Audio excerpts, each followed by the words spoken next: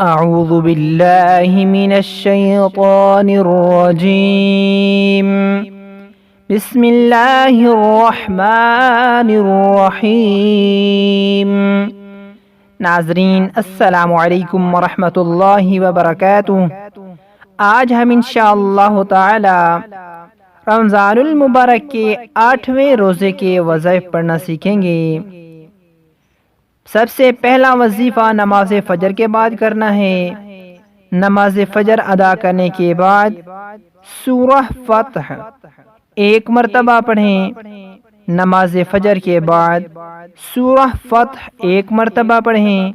بعد از نماز ظہر دعائے وسعت رزق 25 مرتبہ پڑھیں۔ یہ دعائے مبارکہ اللہم اجعل اوسع رزقک علی عند کبر سنی وانقطاع عمری۔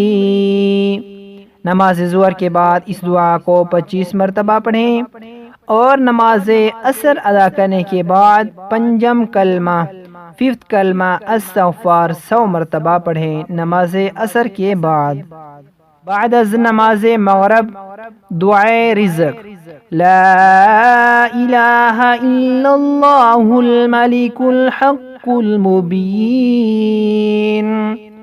محمد رسول اللہ الصادق الوعد الامین۔